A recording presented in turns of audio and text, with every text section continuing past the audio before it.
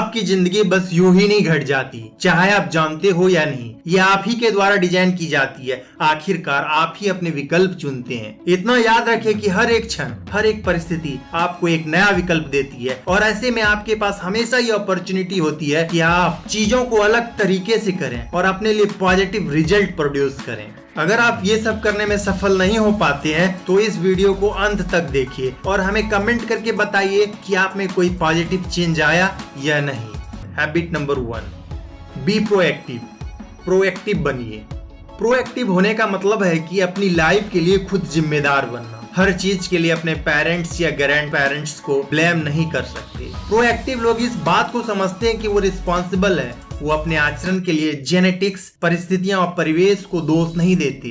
उन्हें पता होता है वो अपना व्यवहार खुद चुनते हैं। वहीं दूसरी तरफ जो लोग रिएक्टिव होते हैं वो ज्यादातर अपने भौतिक वातावरण से प्रभावित होते हैं। वो अपने बिहेवियर के लिए बाहरी चीजों को दोष देते हैं। अगर मौसम अच्छा है तो उन्हें अच्छा लगता है और अगर नहीं है तो यह उनके एटीट्यूड और परफॉर्मेंस को प्रभावित करता है और वो मौसम को दोष देते हैं। आप इस बात का चुनाव कर सकते हैं कि आप क्या बोलते हैं। आप जिस तरह की भाषा का प्रयोग करते हैं वो इस बात को इंडिकेट करती है कि आप खुद को कैसे देखते हैं। एक प्रोएक्टिव व्यक्ति प्रोएक्टिव भाषा का प्रयोग करता है, मैं कर सकता हूँ, मैं करूंगा, एक्सेट्रा। एक रिएक्टिव व्यक्ति रिएक्टिव भाषा का प्रयोग करता है, मैं नहीं कर सकता, काश ऐसा होता, एक्सेट्रा। रिएक्टिव लोग सोचते हैं कि वो जो कहते हैं और करते हैं उसके लिए वो खुद जिम्मेदार, उनके पास कोई विकल्प नहीं है। ऐसी परिस्थितियां जिन पर बिल्कुल भी नहीं या थोड़ा बहुत कंट्रोल किया जा सकता है, उस पर रिएक्ट या चिंता करने के बजाय प्रोएक्टिव लोग अपना टाइम और एनर्जी ऐसे चीजों में लगाते हैं जिनको वो कंट्रोल कर सके। हमारे सामने जो भी समस्याएं, चुनौतियां या अवसर होते हैं उन्हें हम 2 क्षेत्र में बांट सकते हैं। नंबर 1, सर्कल ऑफ कंसर्न, चिंता का क्षेत्र, and number 2, circle of influence, प्रभाव का क्षेत्र। प्रोएक्टिव लोग अपना प्रयत्न सर्कल ऑफ इन्फ्लुएंस पर केंद्रित करते हैं।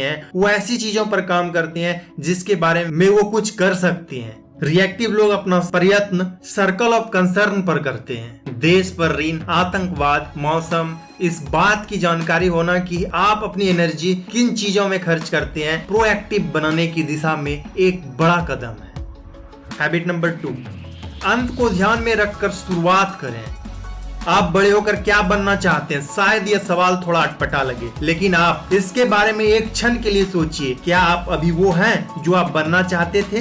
जिसका सपना आपने देखा था, क्या आप वो कर रहे हैं जो आप हमेशा से करना चाहते थे? ईमानदारी से सोचिए। कई बार ऐसा होता है कि लोग खुद को ऐसी जीत हासिल करते हुए देखते हैं जो दरअसल खोखली होती है। ऐसी सफलता जिसके बदले में उससे कहीं बड़ी चीजों को गंवाना पड़ा। यदि आपकी सीढ़ी सही दीवार पर नहीं लगी है तो आप जो भी कदम उठाते हैं वो आपको गलत जगह पर लेकर जाता है। हैबिट 2 आपके इमेजिनेशन या कल्पना पर आधारित है। इमेजिनेशन यानी आपकी वो क्षमता जो आपको अपने दिमाग में उन चीजों को दिखा सके जो आप अभी अपनी आंखों से नहीं देख सकते।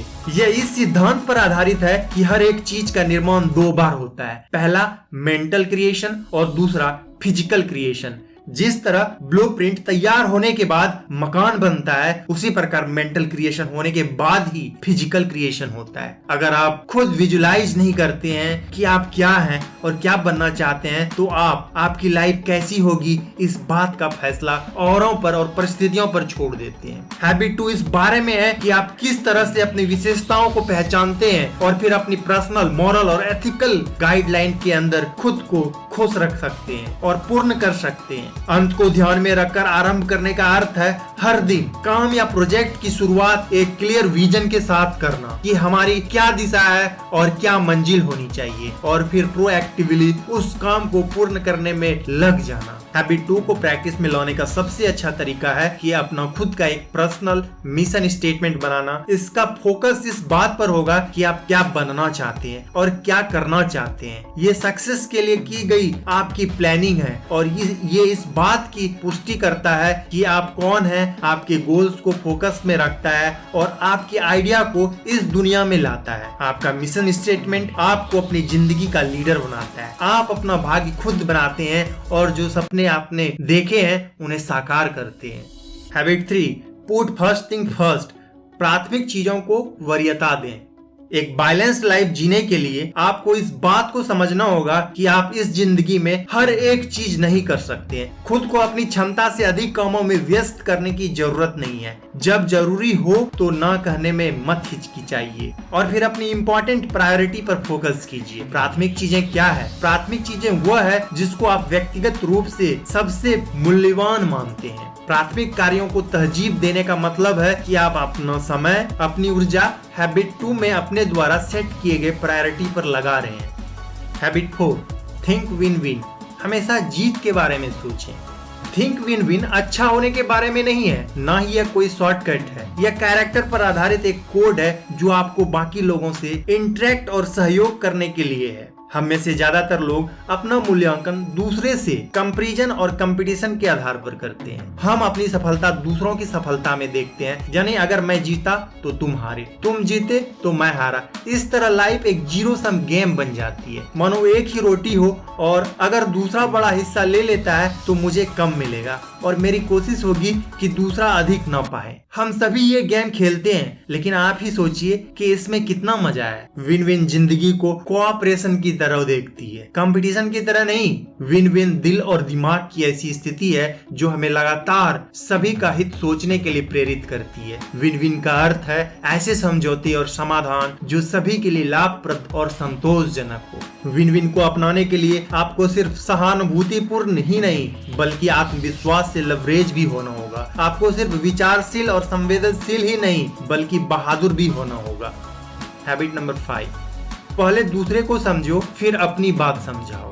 कम्युनिकेशन लाइफ की सबसे बड़ी जरूरी स्किल है। आपने कई साल पढ़ना लिखना और बोलना सीखने में लगा दिया, लेकिन सुनने का क्या है? आपको ऐसी कौन सी ट्रेनिंग मिली जो आपको दूसरे को सुनना सिखाती है ताकि आप सामने वाले को सचमुच अच्छे से समझ सकें? शायद कोई नहीं। अगर आप ज्यादातर लोगों की तरह हैं, तो शायद आप भी पहले खुद अपनी बात समझाना चाहते होंगे और ऐसा करने में आप दूसरे व्यक्ति को पूरी तरह इग्नोर कर देते होंगे। ऐसा दिखाते होंगे कि आप सुन रहे हैं, पर दरअसल आप बस शब्दों को सुनते हैं पर उनके असली मतलब को पूरी तरह से मिस कर देते हैं। चूंकि आप अपने जीवन के अनुभवों के हिसाब से ही दूसरे को सुनते हैं और अपने एक्सपीरियंस के हिसाब से ही उनको जवाब देते हैं, तो शायद आप सोच रहे होंगे कि अपने एक्सपीरियंस के हिसाब से किसी को रिलेट करने में क्या बुराई है। कुछ सिचुएशन में ऐसा करना उचित हो सकता है, जैसा कि जब कोई आपसे अपने अनुभवों के आधार पर कुछ बताने के लिए कहे, जब आप दोनों के बीच एक ट्रस्ट की रिलेशनशिप हो, पर हमेशा ऐसा करना उचित नहीं है। हैबिट नंबर 6, सिनर्जाइज, तालमेल बिठाना। सिनर्जाइज करने का अर्थ है रचनात्मक सहयोग देना। यह टीम वर्क है। यह खुले दिमाग से पुरानी समस्याओं के नए निदान ढूंढना है, पर ये यूं ही बस अपने आप ही नहीं हो जाता। ये एक प्रोसेस है और उसी प्रोसेस से लोग अपने एक्सपीरियंस और एक्सपर्टीज को उपयोग में ला पाते हैं। अकेले की अपेक्षा वो एक साथ कहीं अच्छा रिजल्ट दे पाते हैं। सिनर्जी से हम एक साथ ऐसा बहुत कुछ खोज पाते हैं जो हमारे अकेले खोजने पर शायद ही कभी मिलता। मतभेद को महत्व देना सिनर्जी का मूल है। क्या आप सचमुच लोगों के बीच मेंटल, इमोशनल और साइकोलॉजिकल डिफरेंसेस होते हैं, उन्हें महत्व देते हैं, या फिर आप ये सोचते हैं कि सभी लोग आपकी बात मान जाएं ताकि आप आसानी से आगे बढ़ सकें? कई लोग एकरूपता को एकता समझ लेते हैं। आपसी मतभेद को वीकनेस नहीं, स्ट्रेंथ के रूप में देखना चाहिए। वो हमारे जीवन में उत्साह भरते हैं। Habit number 7, sharpen the saw, कुल्हाड़ी को तेज करें।